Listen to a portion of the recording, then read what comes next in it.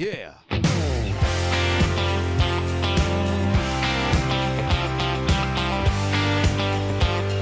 good to see you. Last night was so much fun. We got to watch a film together about you guys. That was pretty incredible.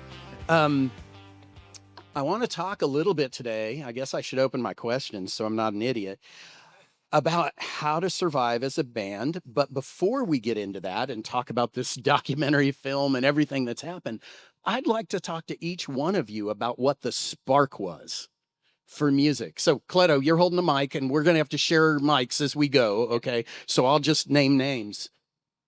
What was the initial spark for you? What made you want to play and sing? And how did that translate into songwriting? The initial spark for me was, believe it or not, that movie School of Rock.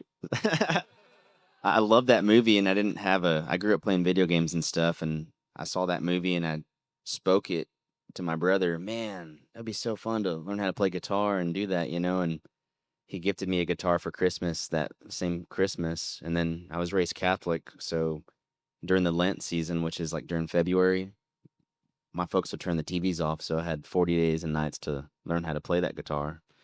And my dad had an old VHS tape where him and I both sat there and, did that for that whole season and watched and learned through that VHS tape. And after the sore fingers season, and the blisters and everything, I still was pursuing it. And while my dad kind of put it back up on the stand, but I fell in love with it and was hooked on that for a few years, and accidentally wrote a song when I was 17 and didn't even know I could or sing or anything. And that was the beginning of, once I played that song for a room full of my peers and their parents and stuff, and someone's grandmother came up to me after the event and said, "That song you played me just brought me back to being your age, 17. And oh my gosh, I was crying. And no one had ever said that to me, especially my dad, about, hey, good job in baseball or soccer or whatever, because I wasn't good at those things. But I think their encouragement and affirmation was definitely enough to keep me fueling me in that direction. But I fell in love with it myself too, because it was a way to bring people together and for them to be vulnerable themselves and feel something. So I thought that's magic, as you call it. That's how it started for me. Wonderful. That's incredible. Jason, you've got a mic in your hand. So here, dude, you're a phenomenal drummer. You've got killer time. Your groove and pocket feels magic, and you're unique in the parts that you write. What sparked it for you? What made you fall in love with drums? Thank you for saying that, for one. I take that to heart. The spark initially for me playing drums was the absolute typical narrative of every drummer. I'm tapping on counters and everything, and mom noticed it. And I was a new kid in town when I moved to Midland, and she brought over my cousin's drum set. So more or less, I turn on what an Audio Slave, whoever, and I just start banging around, figuring out how to play. My hands are a little different, so just trying to figure out exactly how to hold drumsticks, how to do this, but always having that spark, that feeling, and then the support from my family, my parents, knowing that I could, despite being, just a little bit different. And moving forward, I saw School of Rock 2 in theaters, actually, and it was fantastic. Small moments like that, and meeting people who also play music, like Cleto, in high school. Hey, I got a guitar, I got a drum set. Like, cool, you want to like come over or something? And then there may or may not be a VHS of us playing "It Smells Like Teen Spirit." But I think just being so inspired by people who find music sacred, and just find that music moves them. That keeps my spark going, and being able to share the stage with all of these great guys and great musicians. So Fantastic. Adam, you're a multi-instrumental genius. What don't you play? That's probably the better question. What don't I? Yeah. Do you play drums? No. Oh, good. Okay. I wish I did. Yeah. Because the man's a genius at everything. Drums. What was it as a child? Why? Why did music why did music choose you? I owe it to my folks. My folks put me in piano lessons when I was like 5. And so, but I took to it. It's not like they forced me. It was like an obvious gravitation towards it. But I don't know if it's like an attention span thing, but like I think everything is cool. Like I see a guy playing a mandolin, some bluegrass guy, and I'm like, holy crap, I want to do that too. It's like if he can do it, and and of course I'm talking about like the elite guy that's like famous for all of his life, but something about just seeing someone do it.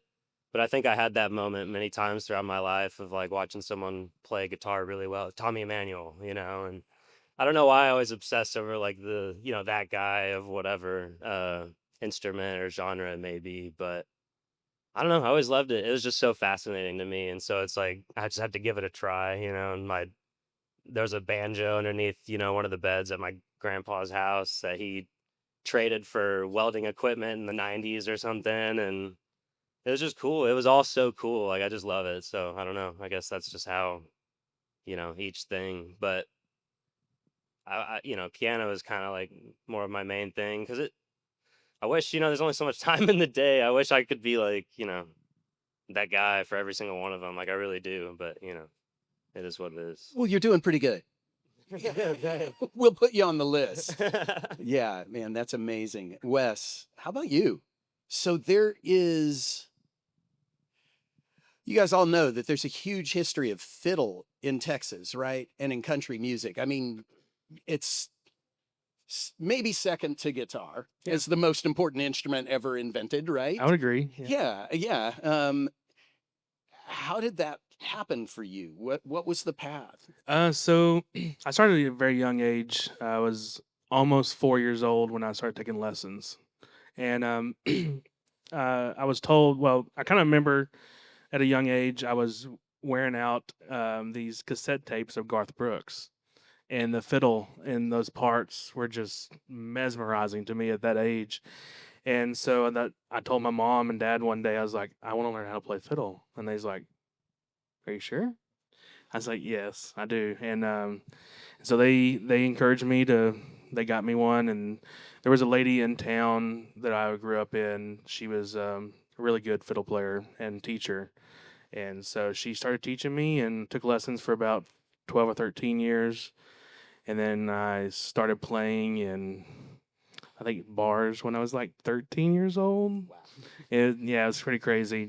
But my parents and grandparents always just encouraged me to do the best, and it was always fun. It was never forced down anything, but it was always fun. Did anyone in your family play as well? Yes. So my great uncle played fiddle. He played for Ray Price and Johnny Lee Wills, which is Bob Wills' brother, back in the 60s. So, and then my great-grandfather played a little fiddle, too. So a little bit of genetics going on there A little bit, yeah. And my dad played guitar. Yeah, my dad played guitar and piano. And his dad, my grandpa, played guitar, too. So we had a little trio growing up.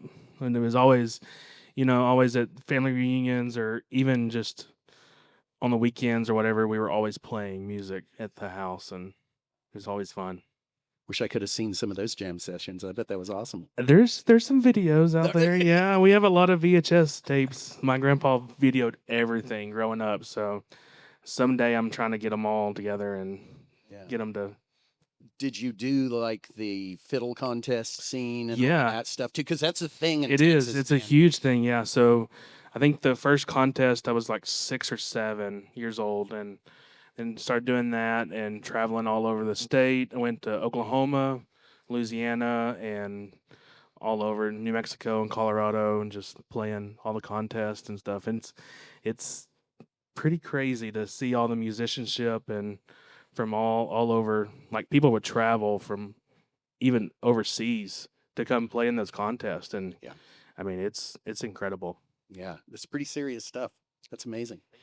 Johnny, tell us where you grew up and Why bass guitar? How this passion for groove came to find you, my friend? Well, I grew up in Lubbock, Texas, so that's an automatic win for me. Um, and that's where we all met, and that was a crucial part, I feel, of the story. I didn't get to go to Texas Tech with these guys, but because I wasn't born here, but I was raised in Lubbock, so it was very crucial to that part of the story. Um, but I grew up playing in church um, for a long, long time. And then my dad used to play guitar as well, so that's kind of where I learned all of my music foundation was from him. And one of my favorite stories that I like to tell about my dad was when I was about probably 8 years old. I remember sitting side stage at church, and that's how industry I am now. I'm calling side stage at church. That no one says that. Um, You were by the baptistry. yeah, I was sitting in the front pew, Yeah. but I was sitting there and they were singing a song, and I also went to a bilingual church, so I first learned how to sing in Spanish. So now when we get to do these little cool numbers where someone sings in Spanish, it hits a little home for me. Um, but I remember sitting there, and the guy was singing, and I was singing something else that wasn't the right note as him. And so I asked my dad, and I said, "Hey, this guy's singing this, but I hear this in my head. What, like, why?" And I could see his eyes just like go, and he's like, "You hear the harmony?" And I was just like, "Oh." And he was like, "But it's right. Like, you're not wrong, like, good job." And so from that moment, I was like, "Oh, like, this is cool. Like, I know what is going on." And so from that moment, I was playing drums was my first instrument. And then I got to learn bass and then acoustic. And I didn't dabble too much in electric. That was my dad's thing. So when we would play together, he would play electric and I would play whatever other instrument was good for the song. And then I went to South Plains College as a drum major. And at that time, there was more drummers than any other instrumentalist in the department. Which is really weird. Yeah, Doesn't happen too it was like an overload. And so at that moment, I think it was John Reed and Brian Tate both said, "Hey, can you play bass?" And I, as a cocky 18-year-old, I said, "Yeah." And then I never touched a drum set again. So it was kind of like to me, I was kind of sad in that moment. Like, oh man, I wanted to play . My whole life, But moving on years later, I was like, well, who better to play bass than someone that understands rhythm? I was going to ask that. Does that play out in your playing? That must, because sure. that rhythm was already a part of who you are. Yeah, like Yeah. I feel like the whole you stick with the kick drum thing, that's like, duh, like that's just common sense in music, So that was something I understood very at a young age, but it was just fun to have still a rhythmic aspect to playing bass that's not just boom, boom, boom, boom. And sure, sometimes it needs to be. And there's those times where that's all it calls for. That's right. But you can be boom, boom, boom, boom, boom, all those little rhythmic things. That's amazing. It's a nice little, I'm glad I had the basis. start Yeah. and drums, and then I'm happy I'm a bass player now. I love that Jason's my drummer, It's the best thing ever. That's so cool. So yeah. I love it. Fantastic. Reed, you're a really great guitar player. You have great tone, great touch, a great approach, great sensibility. Takes one to know one, Scott. You're great. Yeah, that's real kind of you to say, but yeah, I used to play a guitar player on TV once. But how did that come about? Where did that come from? Is it in your family? Is it something that you just fell in love with on your own? What's the path? Yeah, it's definitely not in my immediate family. My dad's been playing guitar for like 20 years, and he has zero rhythm. Okay. Still can barely make it through, a first verse of a song. But It was his guitar, so he had a Martin that he still has to this day, and I still play it every time I go home. But he had a Martin, and one day I just thought I'd try it out, and just really got into it, and found inspiration in artists. I started with Jack Johnson, out of all people. Since I was playing an acoustic, and he was very acoustic forward and stuff. That's where I first learned a lot of his stuff, and then I saw John Mayer, Where the Light Is, and that just absolutely sent me down the wormhole of electric playing. Grew up, my dad was always playing classic rock in the garage, working on the car and stuff. And then once I found out that I could replicate all those riffs that I had heard my entire childhood, that just, kept the snowball effect going. So,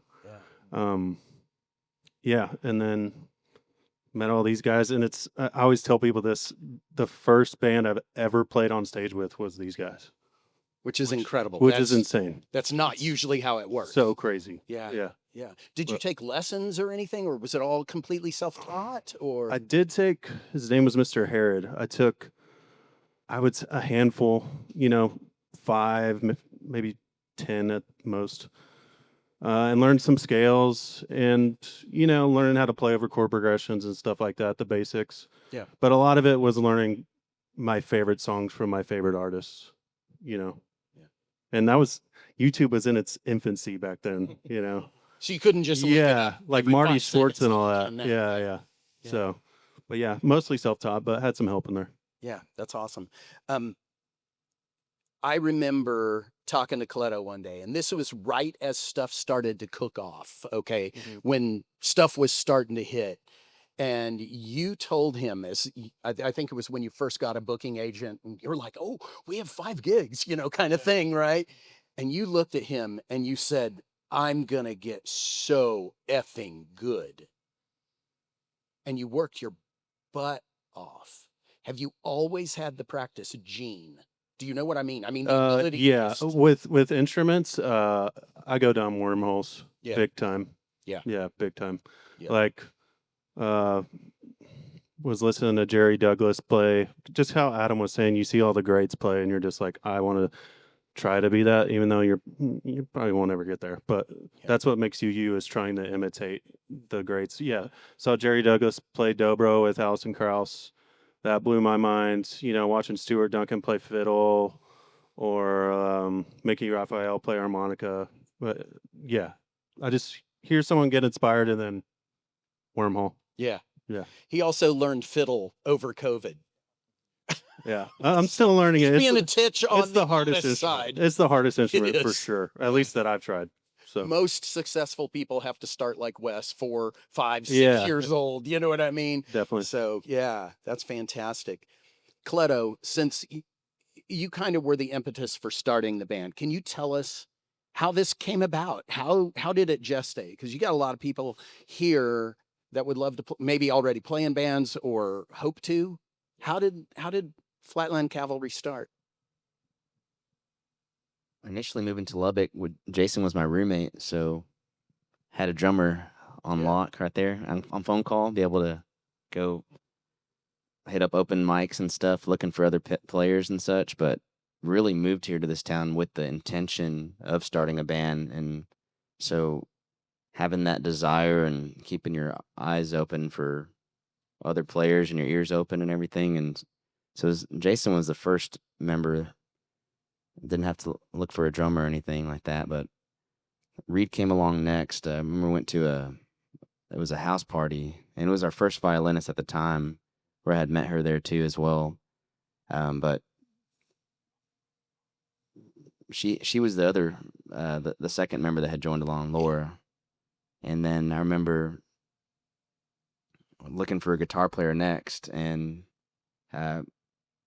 went to the Rawls College of Business to study accounting, and joined a business fraternity, and met Reed's older brother, who had joined the fraternity as well. And we were getting roses one day at Taco Tuesday, and he had expressed, as I expressed to him, I was seeking a guitar player, and he said that his little brother played guitar. And I feel like I've told this a billion times, but that's what came out of my mouth. I said, everybody's little brother plays guitar.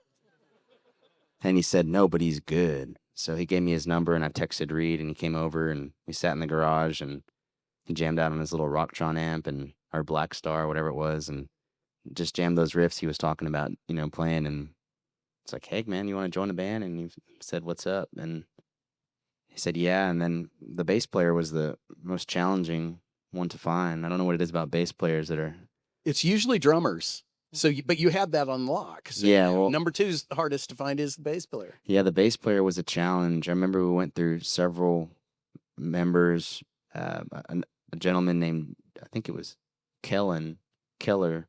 It's with the band called Run Home Jack here at the time in town. But I had met him at the O Bar or something on 34th, and he said he was interested and at least was filling in from time to time. There was him, and then our another gentleman named Ryan De La Garza, who I met at Bar PM through going out and seeking places to play. And he said he played bass, and he got us plugged into the local, like the Broadway scene there.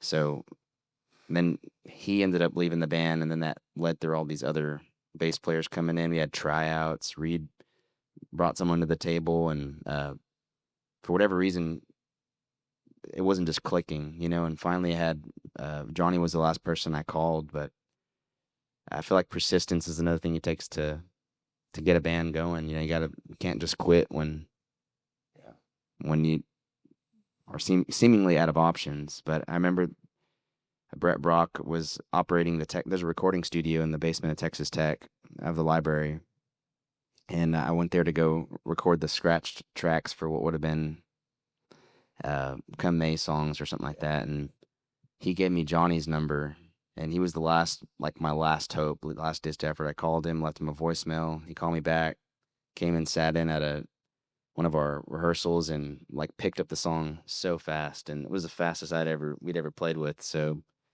we asked him to join the band, and that was, us here up on the stage. Regarding us four have been the same since then. And Wesley joined thereafter, got grafted in. He was playing with Johnny in a band called Dolly Shine. So Johnny kind of reeled him in, and then Adam had posted a video of him playing banjo and mandolin to some of our songs and he was so proficient. And so we asked him to sit in with us at a show, and he's been playing with us ever since. But initially, I told Jason this one time, I feel like whatever you need is usually within reach of you. Like it's almost right there, if in your midst, if your eyes are open and your heart's open and mind's open to. So I just keeping all those things open, looking for possibilities, and people kind of wander in your pasture, and you just try essentially. But that's how it happened in as few words as I can spew it to you. Yeah, it's like that 6 degrees of separation, that we're really not that far away from each other. You know what I mean? And if you're open to it, and sometimes just make a frickin' phone call. Yeah. You know what I mean? All those years Or in just answer it. Or just, He didn't answer the first time. I didn't. I missed it, but you called back. but I called back. Yeah. So, Adam, that was something I wanted to address specifically, because a lot of times in moments like this, you have people come up, and these guys are really young. A lot of times it's, an older artist, and they talk about war stories is what I call them. They just talk about, back in, 1995, this is what we did and all of that. And the music business changes like that, especially now. It's continually changing. And I think your way of reaching the band, first, you use technology to reach the band. Yeah. Would you explain what you did? Because this is amazing. Like, if you want to be the utility player who can come in and play all the other instruments that nobody else can play, which is exactly what you did, you found a really unique way to get a real gig Right. Yeah. right from Lubbock, Texas. At first I didn't know whether to be proud of it or ashamed of it. There was some part of it man, I posted an Instagram video, but it, like you said, that's the way it goes. But anyways, I knew who was in the band, I knew what instruments were already there, and I had a mutual friend, Steven Constancio.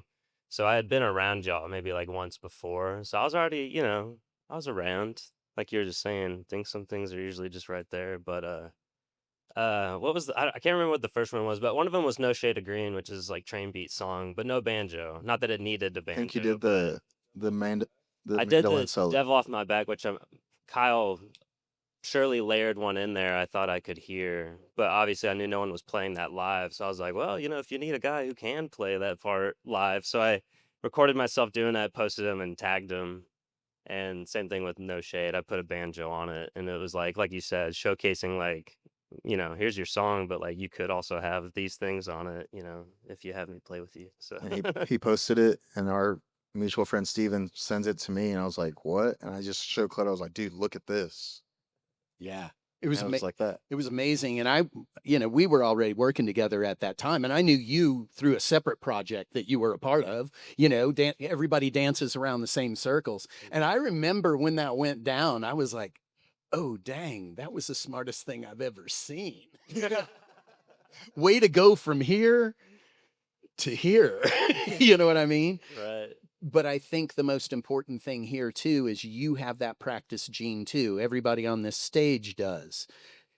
You practice balls before that moment.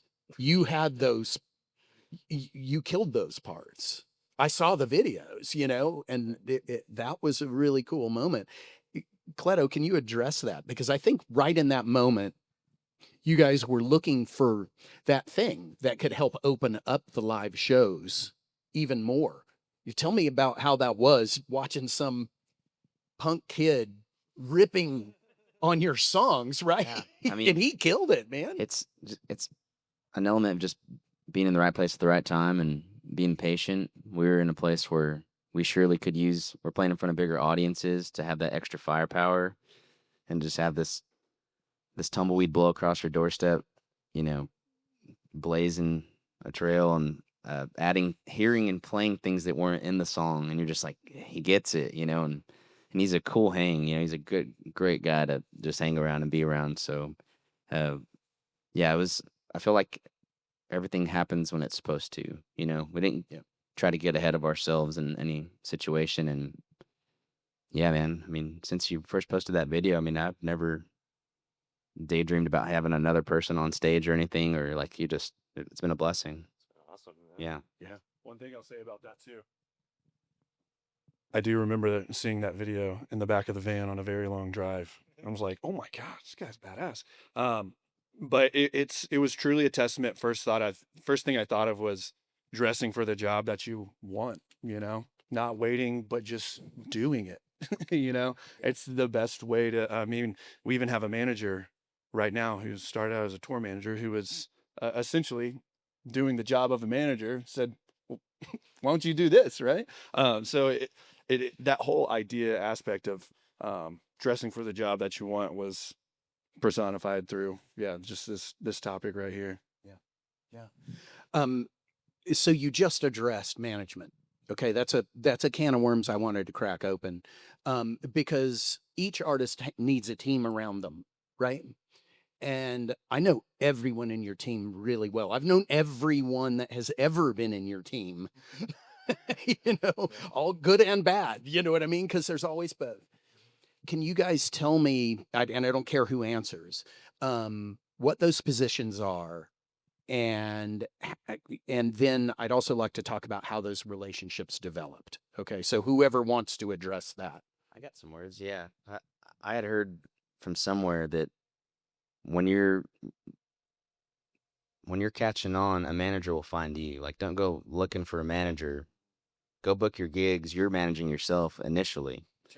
And we had reached a point, we had released come May, and I think like literally within 2 or 3 days, manager starts knocking on our door, emailing, who was currently managing William Clark Green at the time, and he's one of our heroes. So it was like, awesome. So he kind of came along, and very important role in keeping cat wrangling, keeping everyone and all that this endeavor entails, to keep it all in one box. It's a huge task.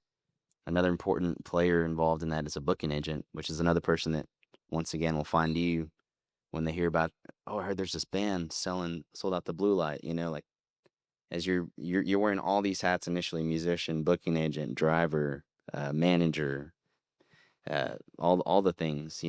But once people start once it starts picking up energy and gravity starts pulling people in, the team gets bigger. Now we have a driver and we have it's a management team. There's day-to-day manager, big picture manager, a business manager. It's truly a tour manager. It's wild, but all of it is essential because it takes a village to take this traveling circus from A to B and get people to show up for it. And uh, yeah, it's. I mean, I could list all the name of the people involved, but it's just so big now. I think, and put the animals back in the cages at the end of the night. Yeah. So, cat wranglers, yes, Yeah. exactly. Yeah. I think that that's a really astute observation, because I have a lot of people ask me that question. Young bands I'm working with, oh, I need a booking agent. How do I find a booking agent? Well, the problem is you can't. Nobody wants you until there's a reason to want you. Mhm. So you've got to go out and do all this stuff on your own and work it hard to get to that point. So I think the idea of gravity, Yeah. what you need to consider is building that gravity. Okay, building something that's moving enough to start pulling stuff towards it. So really astute observation. Thank you for that. Mhm. As you're looking at management, what's the decision that makes you go, yeah, that's a great manager? And once again, this can be answered by anybody. Do you have a thought about that? I think there's track record is not as important, and Jason made a point about us promoting our tour manager to manager. I think chemistry is important as well. How long you get along, how do they understand you? Much like Adam, adding instrumentation to a song that it doesn't have it on there, like them understanding what you do and extrapolating that with that apart from your, at least bringing ideas to the table, asking you, what do you think about them? I think that's really important. And whenever any of those things get wonky and out of line, you obviously, I think grace is another important concept that in this in musical business. I mean, you got to have a lot of that too, and patience. And however, if any of those things get too out of line for too long, you may have to find another manager or whatever have you. And someone told me, they said it's called the music business, not music friends. That's what one of my managers told me at one time, and he was even found that to be true himself as we parted ways. It's all fine now, but it just Yeah. is. At the end of the day, there's work that has to get done, and as they say, if it was easy, everyone would do it. And so it's a very niche, very unique way of earning a living in this world we live in. And so, there's a lot that needs to get done. So doing it proficiently and having people that show up with a great attitude is important too, and enthusiasm and just believing in you whenever you got nothing else to give some days, I think is important. So cheerleader is probably another thing that they do. Yeah. You guys got anything? Yeah, it's important to remember that managers are people. We kind of Oh, yeah. forget that, but it's just like any other relationship, like friendships or your significant others. You have to feel them out. Yeah. Like, are they gonna vibe with you? Like, are they gonna be good for you? And sometimes, and we've had this kind of relationship in the past with booking agents or whatever, they can have a really good track record and they're probably also working with a real big name artist, but if they're just not a good person, and you start picking up on that, it's just like, you're just getting a off vibe from them, and you're not, significant character flaws and stuff like that. It's important to pay attention to, and don't just pay attention to their track record or who else they're working with.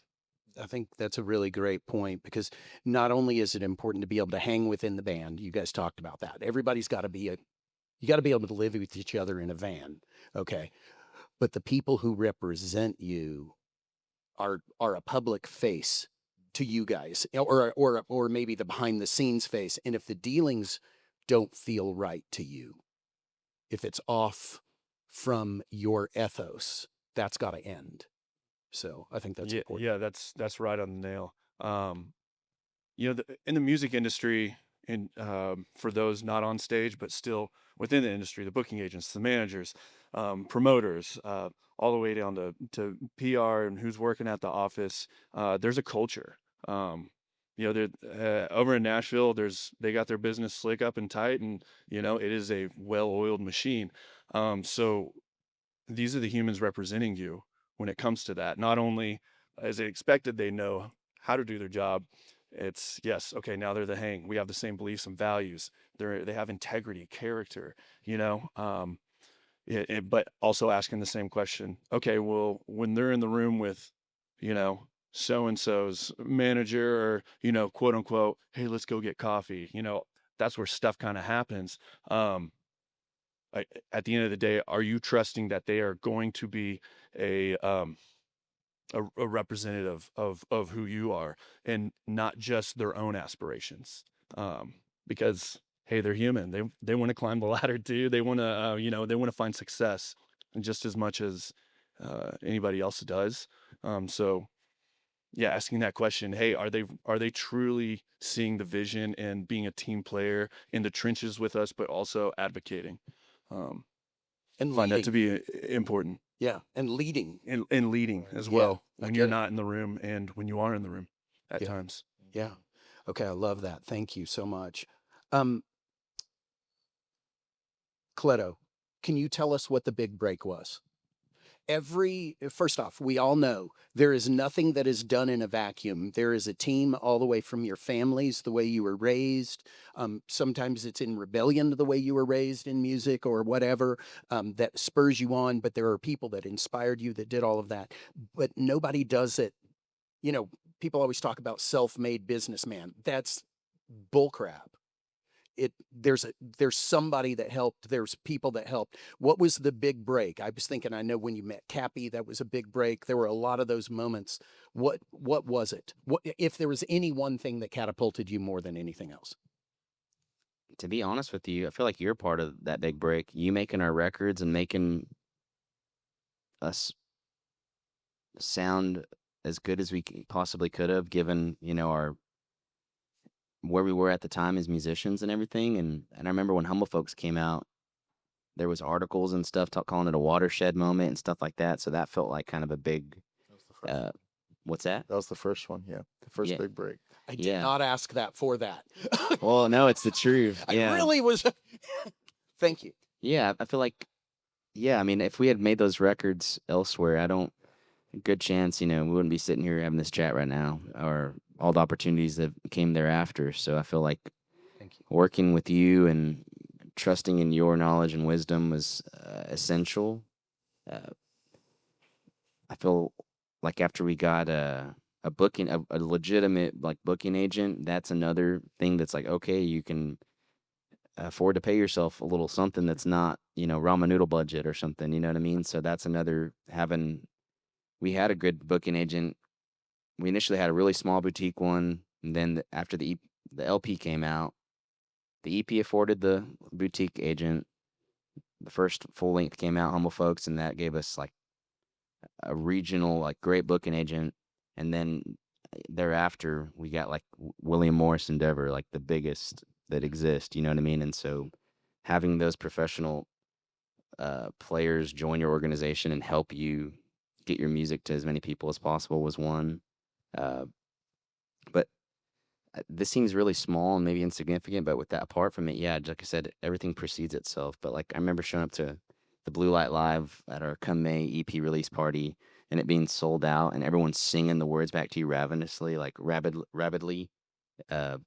Was the first time I felt a feeling of like, oh dang, like I think this has legs to stand on and start running, and so just Cappy, our manager currently now, who manages Luke Combs and all these other artists, got a great successful track record, but he had said don't underestimate momentum. And so when it starts gaining momentum, I feel like you're starting to break through a lot more things more suddenly. It happens more frequently, I guess. But Absolutely. if Yeah. that answers your question. Yeah. Well, thank you. And I certainly was not, going, hey, I remember the moment, the night of Humble Folks, and Amy and I were walking up and it was sold out.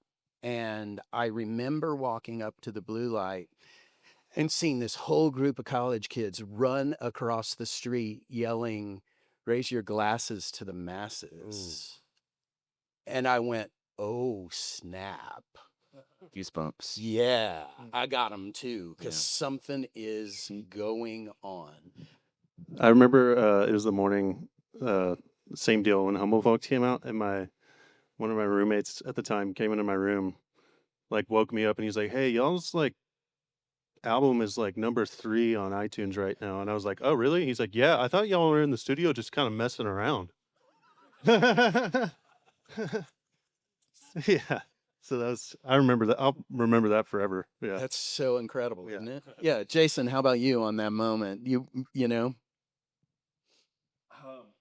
Really, the only thing I could think about since Cleto said is the fact that he mentioned you as being someone in the origins of Flatland who carried some weight that really helped bring this up in the beginning. So one, thank you for that. And an example of that, I don't want to get too far away from You're good. our original point was after we put out Humble Folks, we tour it. Homeland Insecurity. It's been written. Hey, this summer of I believe 2018 is when everyone's kind of figuring out life. Everyone's kind of moving away from Lubbock as we're going coast to coast in a van, and we started cutting.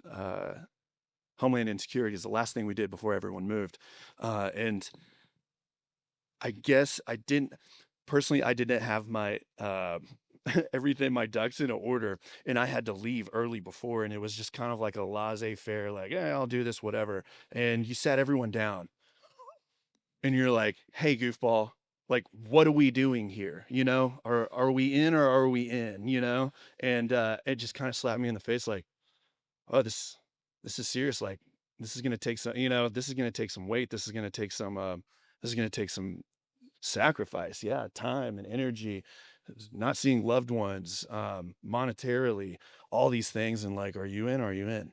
It's like, I'm in. Okay, let's figure out how to, get him moved at this time. Boom, boom, boom, boom.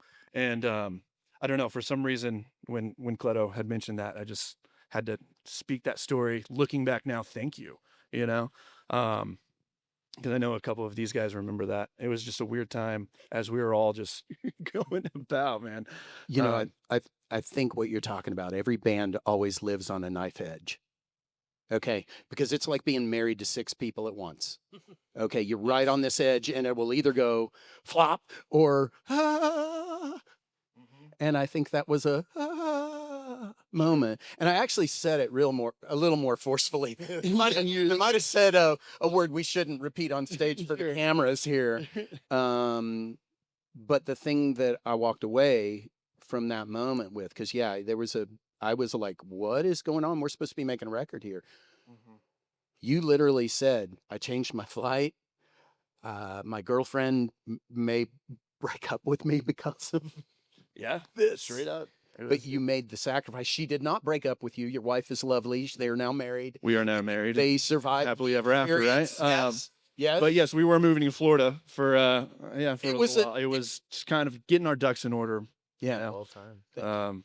In the middle of it all, because life still does happen. But I like that analogy, the knife's edge. It can all fall apart just as easily or as quickly as it happened. Yeah. So I think about that as of recent quite a bit, and the fact that we're here today is just a really cool thing to see. So thank you. Thank you. Johnny, any thoughts about that time period that night? Here's Humble Folks. That was a surreal night. I mean, like the guys are saying, it was sold out, and I feel like that was kind of like the night where Lubbock claimed us, as this is our band that we support. Like, we are all here, and it was kind of like that validation of we did it, we've done it, and they're proud. So let's and it's still the same feeling today. Like, let's give it our best. And just seeing that room, the room that we grew up in, playing our first show with 14 people in it. And I think Taylor said it best last night was Clutto's dream all along was that, we were going to play this blue light show and it was going to be sold out. And one of the last time we played blue light was the the pop-up show. And it was like, he was right. His dream, it did It come came true. true. You know, That's amazing. I'm going to ask just a couple more questions. Did you have something you wanted to say, Jason? I just thought it was those 2 days at Blue Light when we put out Humble Folks was 2 days at Blue Light, correct? I don't remember. Maybe it wasn't. I thought it It was was, the day that it snowed though, which is it was Yeah. like in April, which I thought it was very just Yeah. odd and different. And for some reason, I remember that, and it was both just of our releases were crazy weather days. crazy weather May days was where- It did. flood. It was a and flood. Like Humble people Folks shouldn't was have came snow. out. Was not safe, but they did, and you felt the love from the scene around here. And that's when I definitely knew that there was a Lubbock music scene. I never doubted it since. Yeah, And that it embraced you. yeah, that embrace. Yeah. Okay, I'm just going to ask a couple brief questions here, and then we're going to let the audience ask some questions of you. I know you have a hard out at 4, okay? So we're going to try and get you guys out of here. We'll do just a few questions and then give you guys about 30 minutes to meet the band, hang out, because they're really, what you see up here, these guys haven't changed. They're just human beings. I remember when Cleto said, everybody was trying to be the hardest partying, biggest rock and roll, blah, this, that, and the other thing. And you're like, I think I want to call the album Humble Folks. I'll never forget it. It was just such a moving moment for me that to see the community embrace that and that be true to your hearts. So, Wes, favorite moment from touring since you came along after Humble Folks? Favorite moment, bar none. Wow, that's a tough one. Probably playing the Grand Ole Opry for the first time. That was huge.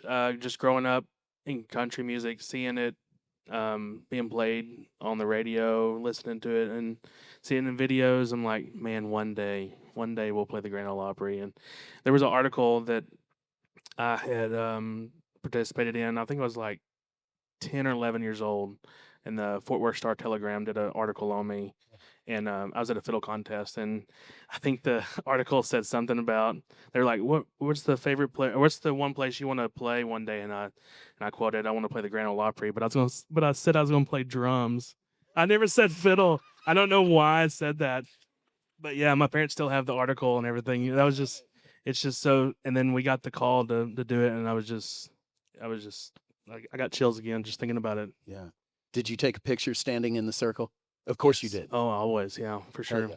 Yeah, that's amazing. Adam, favorite moment. Somebody pass that boy a microphone. Man, that's such a tough question. There's so many. But maybe the first time I played at the Blue Light Street Show, because it was this thing where I mentioned Steven Constancio, my bud, and we were Great playing. drummer, by the way. Yeah, amazing, and great guy. But we were playing a different gig together, and like I said, he was my kind of like my in, by proxy to the band. But he he gets real excited, and he's like looking at me, and he's like, "Bro, I'm about to make your world." That's his like quote unquote. That's what he said, and Johnny had hit him up after I posted those videos and all that, and wanted me to play the Blue Light Street Show September 2019, and I had maybe a month or so to kind of prepare. But I'm telling you, like, that it's just such a, because like Jason was saying earlier, like, you dress for the job you want, you prepare. I mean, like, everything that's in your power to do it. Like, I bought a bunch of new stuff. I designed this like multi-instrumentalist like pedal board, and John sent me show audio, and I played it like too many times. I went through the set so many effing times. He sent me the recording of each song. Are you serious? Every song. I was sending John parts. I was like, what about this or that? Or, because I mean, like, why, and if I did there and I played well and it still like didn't work out, fine. But I wasn't going to leave there knowing that I could have done something else. So it was just, but then going to the street show, and like it's packed, and all y'all were super cool, and getting to play that show for the first time, it was like, I mean, it was awesome, and it just worked. I remember too, it was we were on stage at sound check, and everybody was still just kind of like, okay, like, who is this guy? And then like as soon as I kind of like started playing, and then everyone was like, "Oh, okay, yeah, I'll take a little more. All right, yeah." And I was just like, "Okay, cool, good," Yeah. Right, exactly. So that I don't know. That's got to be one of the best moments. Yeah, that had. I suspect what was going through your mind was, I really hope I get this gig, but this might get me another gig too if it doesn't work out. You know what I mean? I So mean, yeah, it just felt right, and like it went well, and it seemed what I showed in those videos, like I delivered on it on the back end for the full set. Like I'm gonna take what you guys do, and I'm gonna try and tastefully, add what I can, even if that means doing almost nothing. I mean, I even to this day, I keep that in mind. It's like, well, like sometimes when we play some of the older tunes, it's like, well, I can add something, but like, at what point is it like, am I taking it into a different place? So it's always as the utility guy, that's always like the job is like, what can I do tastefully? And so like sometimes like, Lifeware or something, it's like I'm just sitting there with I'm just playing triads. yeah, And you might like that thing in your head is like, oh well, that's all you're doing. And I'm like, that's all it needs. And I didn't notice that until the other day when I went over there and I was like, that's all you're doing? That's all you're doing? And the whole time I've been like, just and it sounds right and it sounds great, but that's all he's doing. It's not this crazy, but he's just, boom, boom, Yeah. and it's perfect. And then other times I get to go crazy, it's fun. well, but what you're doing is serving the song, and I think that's a hallmark of this band, is that it's about the song. Coletto, you've said before that the song is the script for the movie, and I think that rings true on everything I've seen you guys do.